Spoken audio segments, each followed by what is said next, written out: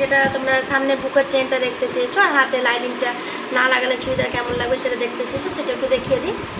এবার এই চুড়িদারটা আমি যখন করেছি, তোমরা যারা রেডিটা দেখতে চাও বা বানানোটা দেখতে চাও তারা একটু আমাকে জানাবে। তো এই চুড়িদারটা আমি দেখো লাইনিংটা আমি এটাতে, যেহেতু এটা আমার নেটের কাপড়,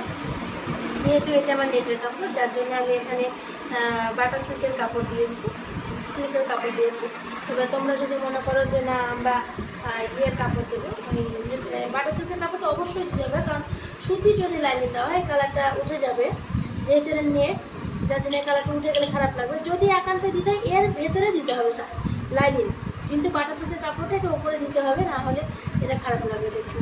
এটা আর এটা সামনে চেন, এটা ঢাকা চেন করতে হবে। দেখো আমি আলাদা বাই কালারের চেন দিয়েছি, তো পুরোপুরি দেখা যাচ্ছে না। যাদের বাচ্চা আছে তাদের, বা যারা পিছনে চেন ব্যবহার করতে চাইছো না তাদের জন্য সামনে চেন।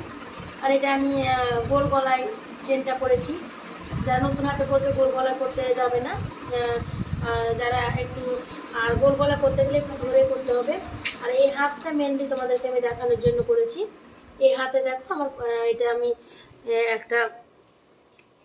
একটা আমব্রেলা হাত করেছি, হাফ আমব্রেলা, এটা ফুল আমব্রেলা নয়। আর এটা আমি গ্লাস হাতের মধ্যে আমব্রেলাটা করেছি, এর মধ্যে কিন্তু কোনো আমি কাপড় ব্যবহার করিনি। এবার কেউ যদি চাও যে কাপড়টা ব্যবহার করবো, এতদূর কাপড়টা ব্যবহার করতে পারো, এখানটা কিন্তু ফাঁকাই থাকবে। তো তোমাদের সাথে এই হাতটা যারা দেখতে চাও আমাকে একটু জানাবে, আমি দেখিয়ে দেবো।